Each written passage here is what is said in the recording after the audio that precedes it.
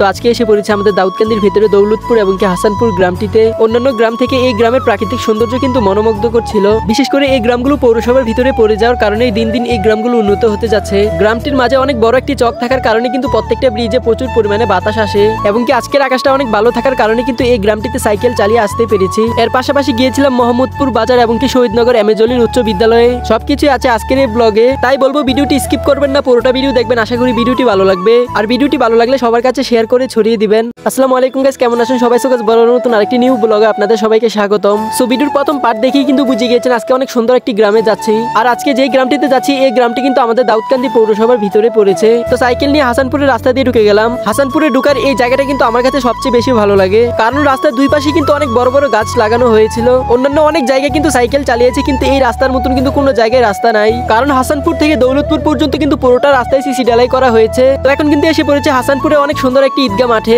এই ঈদগাহ মাঠটি কিন্তু একটি আমতলা ঈদগাহ মাঠ বলতে পারেন, কারণ পুরোটা ঈদগাহ মাঠই কিন্তু আম গাছের নিচে পড়েছে। তো সেখান থেকে অল্প সামনে আসলে কিন্তু দেখতে পাবেন সুন্দর একটি প্রাথমিক বিদ্যালয়। এই বিদ্যালয়টি কিছুদিন আগে কিন্তু রং করার কারণে এই বিদ্যালয়টি আরো বেশি সুন্দর দেখা যাচ্ছে। তো সেখান থেকে ঘুরে আর কি এই রাস্তা দিয়ে রওনা দিয়ে দিলাম। বিশেষ করে হাসানপুরে আসলে কিন্তু সবচেয়ে বেশি মসজিদ গুলোই দেখতে পাবেন, কারণ অল্প সামনে যেতে না যেতেই কিন্তু একটি করে মসজিদ পড়ে। তো অবশেষে কিন্তু হাসানপুর ব্রিজের সামনে এসে পড়েছি। ব্রিজের পশ্চিম পাশ দিয়ে কিন্তু বারাগাঁওয়ের একটি রাস্তা গিয়েছে নতুন। দাউদকান্দিতে শর্টকাটে যাওয়ার জন্য কিন্তু এই রাস্তাটি ব্যবহার করতে পারেন। তো সেই ব্রিজ থেকে নেমে দৌলতপুর বউবাজারে এসে পড়লাম। দৌলতপুর বউবাজারে কিন্তু আমাদের অনেক আগের একটি শরবতের দোকান দেওয়া হয়েছে। বউবাজার আসলে একবার হলেও আমাদের এই শরবতগুলো টেস্ট করে যেতে পারেন। এবং দৌলতপুর বউবাজারটা কিন্তু চটপুরি দিয়ে অনেকটাই বিখ্যাত। তো এই রাস্তা দিয়ে অল্প সামনে এসে দেখি যে চকের সাথে অনেক সুন্দর একটি মসজিদ। এই মসজিদটির নাম কিন্তু দৌলতপুর হাজীকান্দি নূর জামি মসজিদ। মসজিদটি একেবারে চকের সাথে থাকার কারণে মসজিদ থেকে নিচের জায়গাটা কিন্তু অনেক সুন্দর দেখা যায়। তো সেখান থেকে আর কি ঘুরে টুরে তারপরে অনেক সুন্দর একটি ব্রিজের উপরে উঠে গেলাম। এই গ্রামগুলোর আশেপাশে অনেক জায়গায় কিন্তু ছোট ছোট খাল থাকার কারণে এই ব্রিজগুলো দেওয়া হয়েছে। গ্রামের এই ব্রিজগুলোতে কিন্তু বসে থাকতে আসলে অনেকটা ভালো লাগে, কারণ এই ব্রিজের নিচের পুরোটা জায়গায় কিন্তু চক, এর কারণে কিন্তু এই জায়গায় প্রচুর পরিমাণে বাতাস আসে। তো চাঁদগাঁওয়ের উপর দিয়ে বের হয়ে যাওয়ার জন্য ডান পাশের রাস্তা দিয়ে ঢুকে গেলাম। এই রাস্তা দিয়ে অল্প সামনে এসে দেখতে পেলাম আরো একটা ব্রিজ।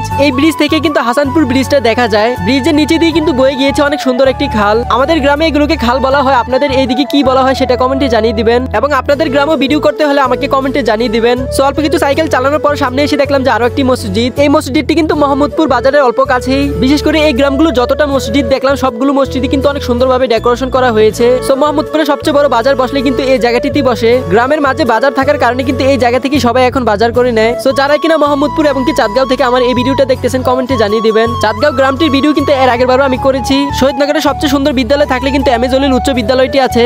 ভিডিওটি আর কি বেশি বড় করতে চাই না, ভিডিওটি ভালো লাগলে লাইক কমেন্ট করে যাবেন। আসসালামু আলাইকুম।